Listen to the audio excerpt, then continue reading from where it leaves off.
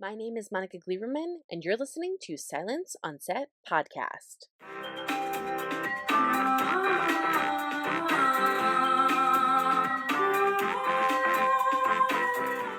On today's podcast, we have the cast of The Handmaid's Tale talking about Season 5, which is about to premiere. In Season 5, Elisabeth Moss June faces consequences for killing Commander Waterford as she simultaneously attempts to redefine her identity and purpose. Serena, now widowed, is trying to raise her profile in Canada while Gilead's influence makes its way to Canada. Commander Lawrence teams up with Nick and Aunt Lydia while he attempts to reform Gilead and gain power. June, Luke, and Moira fight Gilead from a distance as they continue trying to save Hannah. So first up to talk about what we could expect this season is Madeleine Brewer. I wanted to ask you, basically, your character has a very interesting arc this season.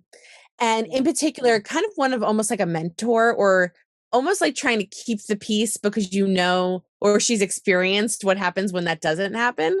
So how do you feel about the arc this season for her in particular? I think that Janine it's difficult because she's so, I've grown with her so much.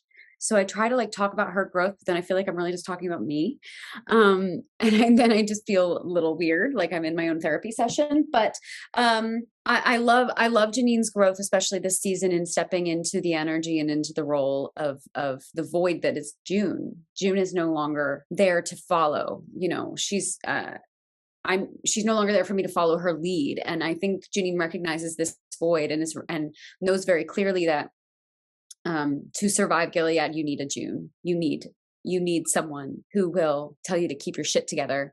You need someone to follow. You need someone also who's willing to take the risks, to be brave. And I think Janine wants to be that for these new handmaids like June was for her. And so that's a totally different energy for Janine. But I think she's been well prepared over the seasons.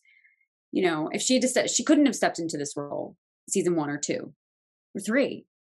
She needed to go through season 4 really was like a turning point for her to be able to take on this role. Janine's very special because she's always had an interesting relationship, obviously, with Aunt Lydia. So I feel like if anyone could have talked to her or tried to influence her in any way, it was going to be your character. And so was that a big responsibility for you as an actress this season? Because that connection and what happens throughout the season because of that connection is very influential. It's almost like Janine's making change, but in her way, if that makes sense, versus like June's way, which is much more aggressive. So how did you figure that out? And also that change that happens is so big that your character kind of sets off. I think that, it's in a way, it has to happen with Janine because I think that Lydia, even though she doesn't want to admit it, just loves June, really, really loves her. I think she freaking hates her because of all the shit she's put her through. June rules with an iron fist, she's very, very intense, very aggressive, as you said.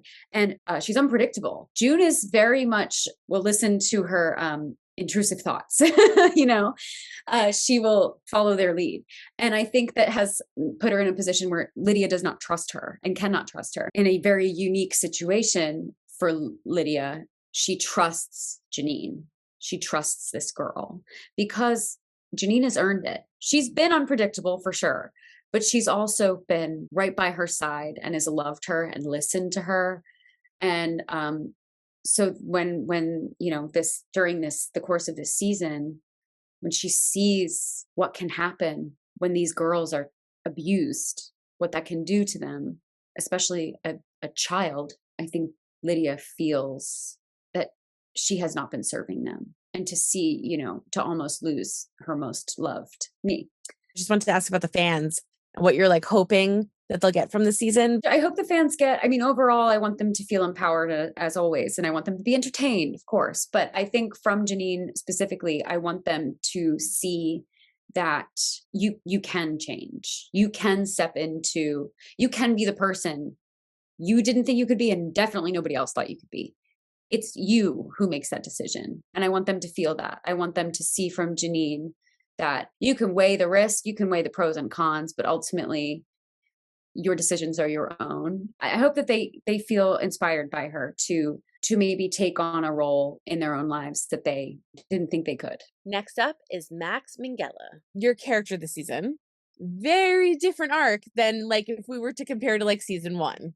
So for you as an actor, when you get these scripts and you start looking into the storyline that they want to do for Nick, how do you mentally prepare, or what do you do to try to make it make sense for Nick to be in the positions that he's in for this season? I think what's interesting about doing television is you don't know where things are going. And so much like life, I get each script and it's a surprise. And I just sort of I've embraced that a little bit, to be honest. I embrace the chaos of that. And it's not often until a season is finished that I can then articulate or think through his arc, or there's a shape becomes clearer. I think at the beginning of season 5,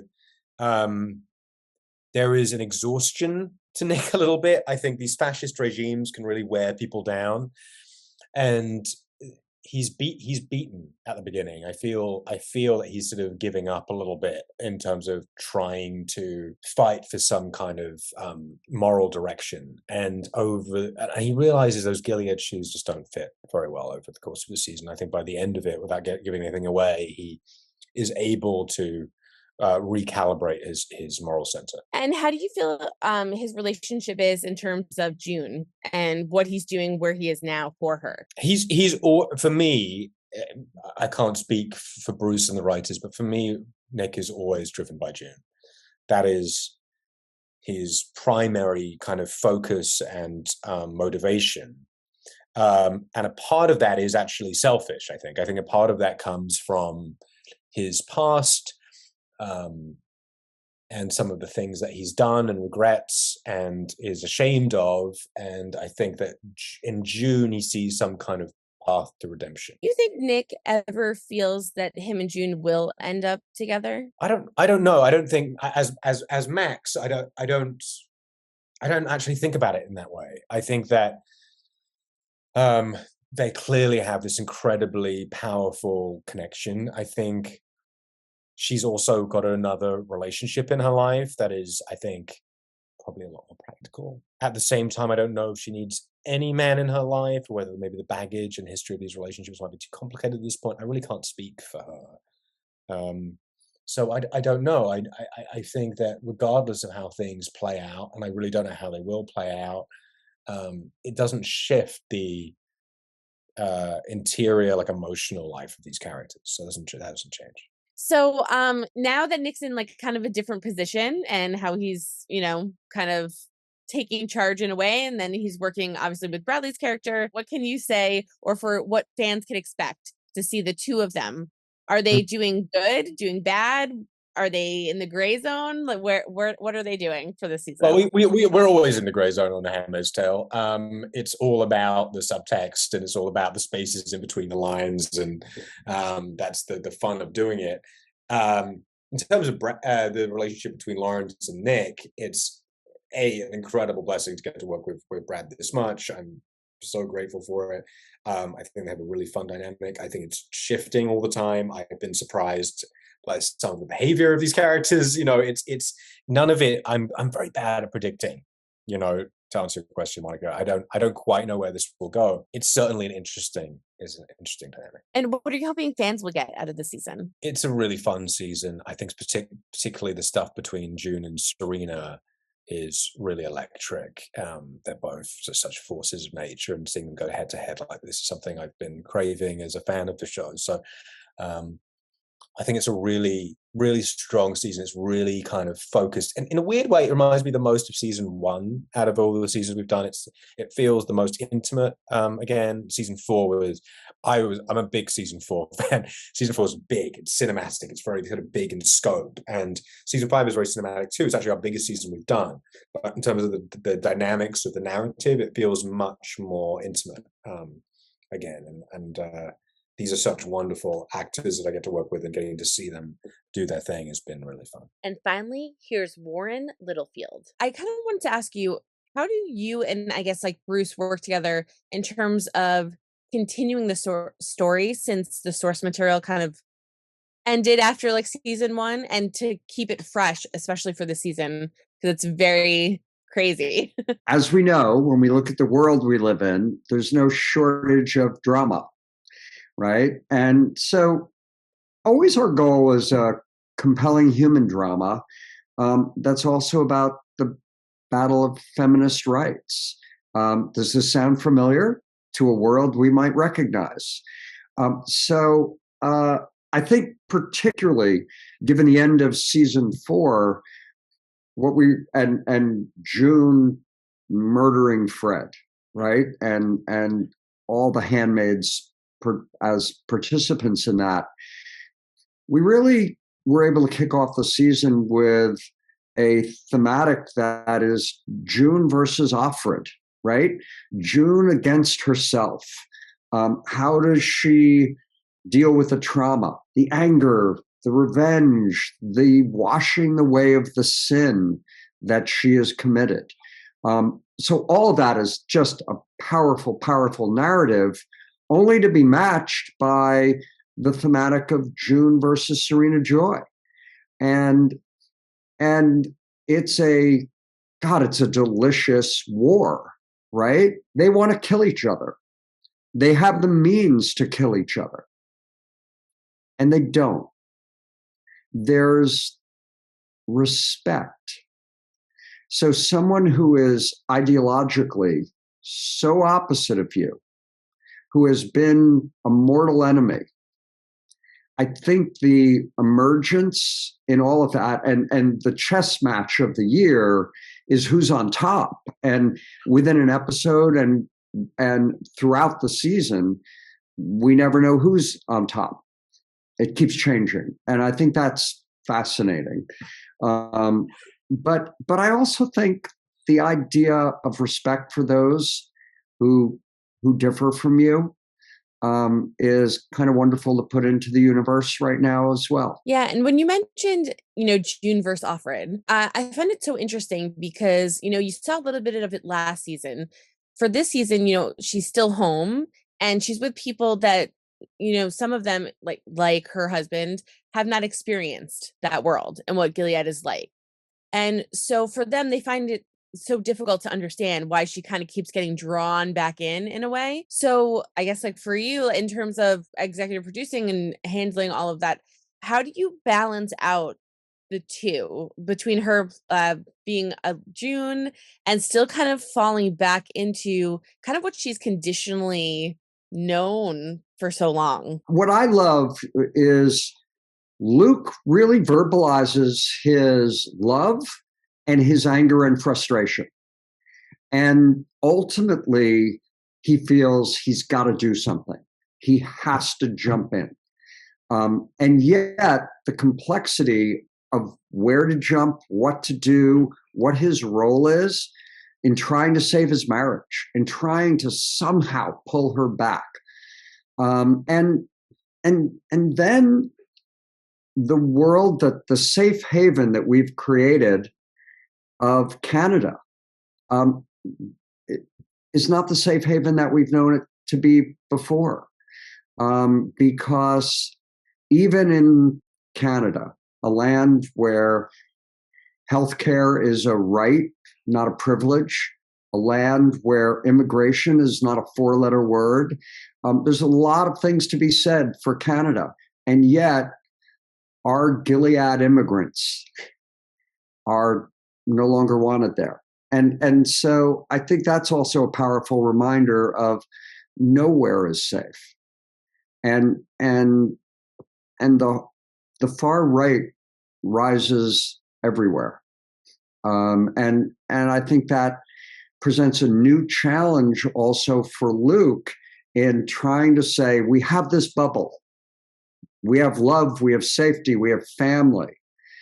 And that isn't even so safe anymore. And then how do you work in Nick? Because obviously we found out with the ring last season, you know, how he had taken it off and we didn't know, and then he put it on. And this season, it's a little more addressed as to what his situation is, and we find out a little more information.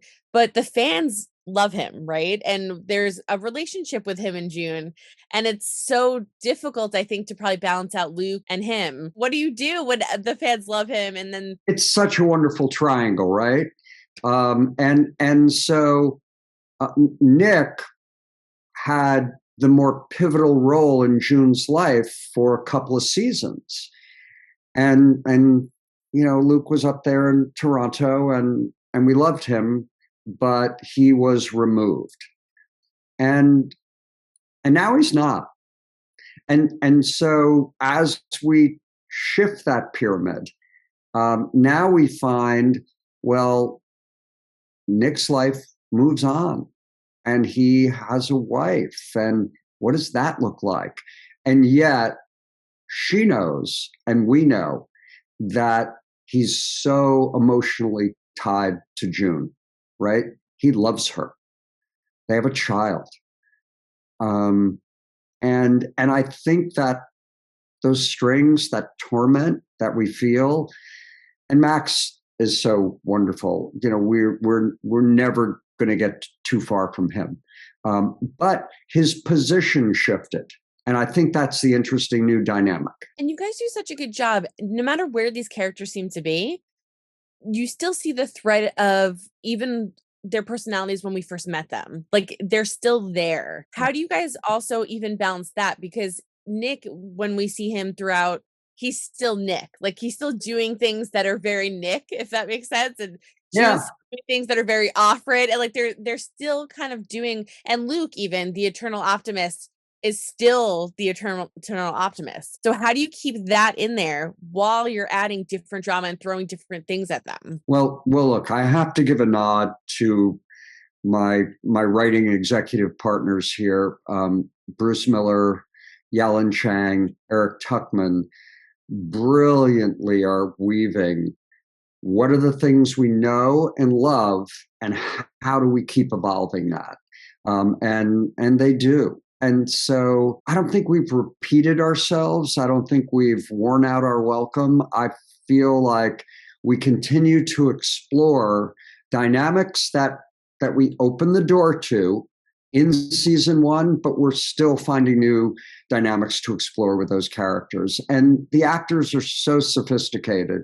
You know, we were blessed by making great choices when we picked this cast. So it's working. What are you hoping fans get out of this season in particular? Because I feel like this one is the most dramatic and intense for a majority of the characters. I hope the fans are reminded that we're one of the most compelling human dramas out there in the world. It's a world of infinite choices, that we're relevant, that we have something to say about the world we live in, but there's no shortage of dramatic entertainment. Is it intense? Yes. Do you sometimes need, at the end of an episode, to catch your breath? Yes, you do. But I feel like you walk away from an episode, and this is our goal, and say, I want more. And I think we have that kind of a season. Hope you guys enjoyed listening to the cast of The Handmaid's Tale talk about its upcoming season, season 5. It premieres September 14th on Hulu with 2 episodes, and we'll be streaming new episodes every Wednesday. So make sure you check it out. Don't forget to hit the subscribe button so you're updated on all of our latest podcasts, and head over to our YouTube channel, hit subscribe so you're updated on all of our video content.